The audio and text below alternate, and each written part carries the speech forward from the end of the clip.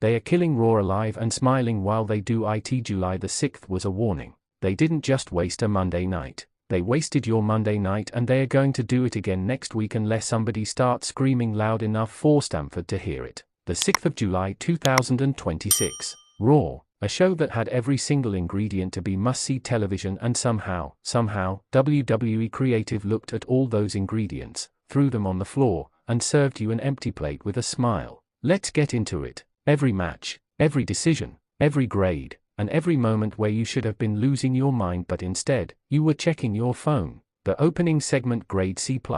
Raw opened with promo work that, on paper, should have had the arena rocking. The talent involved is undeniable. The storyline has threads worth pulling, but the execution flat, rehearsed, like watching actors read a script they got 20 minutes before curtain. Here's what kills me: this is the era of supposedly collaborative creative. Talent has more input than ever. So when a promo lands with the emotional weight of a company memo, you have to ask yourself, is this a writing problem, a coaching problem, or a confidence problem? And here's your first question of the night. Comment right now who is the single best promo in all of WWE in 2026. Not the most pushed, not the most hyped, the best. Drop the name, because whoever your answer is, I guarantee they are not being used correctly. That's not an opinion, that's a pattern. The in-ring work where Raw actually breathed. To be fair, and I will be fair, because blind hate is just as useless as blind loyalty. The in-ring product on the 6th of July had moments of genuine brilliance. There was a sequence mid-show that reminded you exactly why you fell in love with this art form.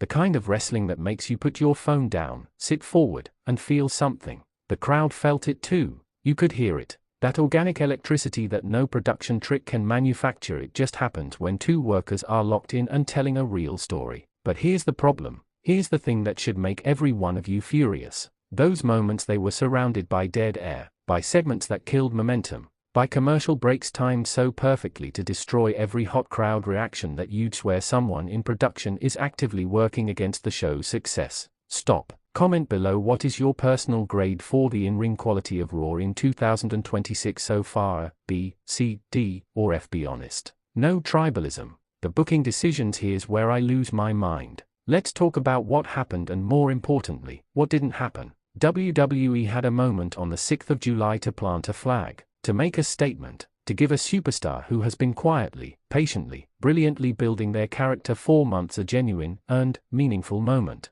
They didn't do it. Instead, we got a finish that protected everyone and elevated nobody. The wrestling equivalent of a participation trophy, a result so aggressively neutral that it might as well have been a message from corporate: we don't trust our own stories enough to commit to them. This is the disease. This is what's been rotting Raw from the inside for years, and no amount of premium production value, no pyro budget, no celebrity cameo can cure it. The disease is called creative cowardice. The refusal to let stories breathe. The terror of a real, clean, definitive outcome that makes someone matter more and someone matter less because, God forbid, a talent stock dips for 3 weeks as part of a long-term arc. You want to know what made the Attitude Era feel like a nuclear explosion? Every Monday night they committed. Stone Cold won. Austin brutally won. The Undertaker lost, and it meant something. Mankind fell off a cell and the world stopped. These things happened because creative had the spine to say, tonight, this person's story goes here. Question for you, and I want serious answers in those comments. Name one superstar on the current Raw roster who you believe is being criminally underutilized right now. One name. The one that makes you angriest. Go. The women's division, so close. So frustratingly close. The women on the 6th of July did more with less than almost anyone else on the card. Let me be direct, the women's division on Raw right now has talent that could main event any arena on earth. The athletic ability, the character work, the hunger, it's all there. But creative keeps flinching. There's a superstar in that division, and you already know who I'm thinking of, and so does everyone watching, who has been on the absolute cusp of a breakout moment for what feels like 6 months. Every week, you think, this is it. This is the week they pull the trigger. And every week, the moment dissolves into a setup for someone else's story. Meanwhile, the crowd is ready. The comment sections are ready. The fan art is being made, the clips are going viral, the organic groundswell is right there, and WWE Creative is looking at all of it like a man standing in front of a lit fireplace with a bucket of water. Drop it in the comments right now. Who in the Raw Women's division deserves a world title run immediately, and what's the one feud that could make it unforgettable?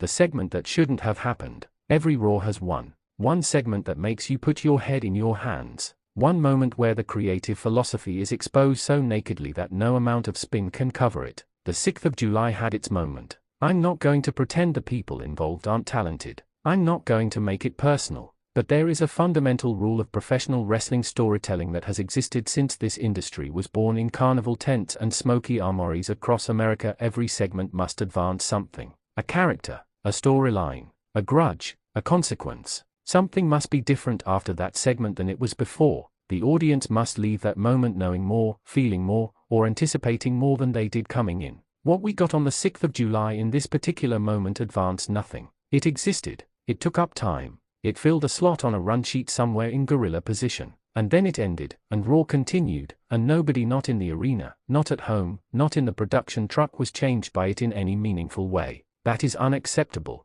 On a 2-hour flagship show competing for attention in the most distracted media landscape in human history, that is unacceptable. Here's a serious question. Comment your honest answer. On a scale of 1 to 10, how would you rate WWE Raw's overall booking quality in the first half of 2026, and what's the one change you'd make tomorrow if you were head of creative? What worked because integrity demands we say it? Cody Rhodes. Whatever Cody Rhodes touched on the 6th of July worked. It always works, because Cody Rhodes is one of those once-in-a-generation performers who elevates every single segment he's in simply by understanding at a molecular level what professional wrestling is supposed to make you feel. Watch him in a crowd interaction. Watch him in a tense stare-down. Watch him in a promo where the words aren't even that special, but the delivery, the timing, the controlled emotion in his eyes makes you lean forward. That's a superstar. That's someone who was told no by this very company, went and bet on himself in the cold, built something from nothing, and came back and earned every bit of what he has.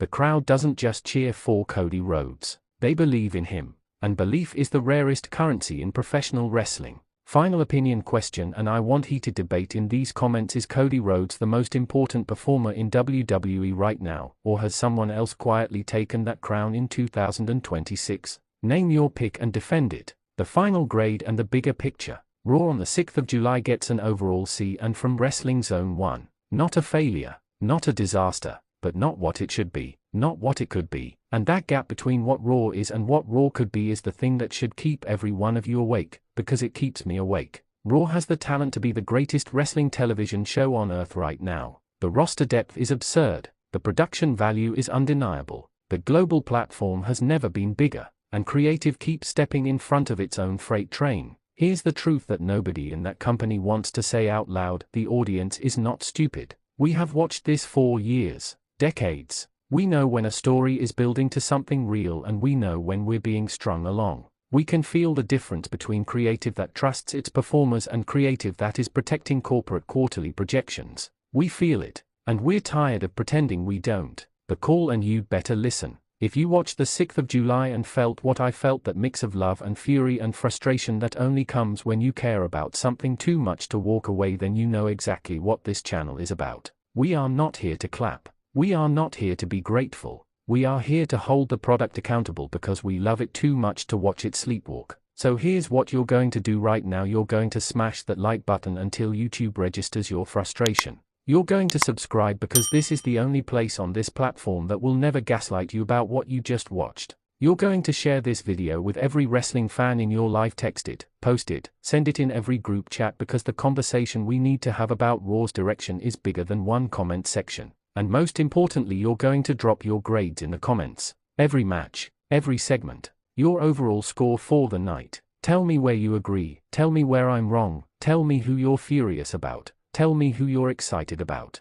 Because at the end of the day, we are the product. Our passion built this industry. Our money funds these arenas. Our voice is your voice is the only thing that has ever, in the history of professional wrestling, actually changed the direction of a company. So use it. Raw can be great again, but not until we demand it. Wrestling Zone 1, out.